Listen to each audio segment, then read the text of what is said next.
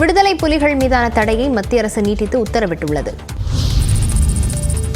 தமிழீழ விடுதலை புலிகள் எனப்படும் LTTE அமைப்பு மீதான தடை மேலும் 5 ஆண்டுகள் வரை இந்தியாவில் நீட்டிக்கப்படுவதாக உள்துறை அமைச்சகம் அறிவித்துள்ளது. கடந்த 2009 நடந்த இலங்கை உள்நாட்டுப் போரில் LTTE அமைப்பு தோல்வியை சந்தித்தது. ராணுவ தோல்விக்கு பிறகும் அந்த அமைப்பு ஈழம் என்ற கொள்கையை கைவிடவில்லை என்று இந்திய உள்துறை அமைச்சகம் தெரிவித்துள்ளது. இந்தியாவில் பிராந்திய ஒருமைப்பாட்டுக்கு எதிராக LTTE செயல்படுவதாகவும் ஈழம் என்ற பெயரில் தமிழ் மக்களை மத்திய அரசுக்கு எதிராக திசை திருப்பும் முயற்சியில் LTTE செயல்படுவதாகவும் மத்திய அரசு தெரிவித்துள்ளது. எனவே மேலும் 5 ஆண்டுகளுக்கு தடையை நீட்டித்திருப்பதாக உள்துறை அமைச்சகம் தெரிவித்துள்ளது. பீகார் மாநில முன்னாள் துணை முதலமைச்சர் சுஷில் மோடி உடல்நலக்குறைவால் காலமானார். அவருக்கு வயது 72. 1952ஆம் ஆண்டு பிறந்த சுஷில்குமார் மோடி 2005 முதல் 2013ஆம் ஆண்டு வரை மற்றும் 2017 முதல் 2020ஆம் ஆண்டு வரை பீகார் துணை முதலமைச்சராக இருந்தார்.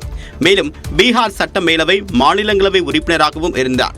புற்றுநோயால் பாதிக்கப்பட்டவர் தற்போது நடைபெற்று வரக்கூடிய மக்களவைத் தேர்தலில் இருந்து விலகுவதாக அறிவித்திருந்தார். இந்நிலையில் டெல்லியில் உள்ள எய்ம்ஸ் மருத்துவமனையில் அனுமதிக்கப்பட்டிருந்தவர் சிகிச்சை பலனின்றி நேற்று இரவு காலமானார்.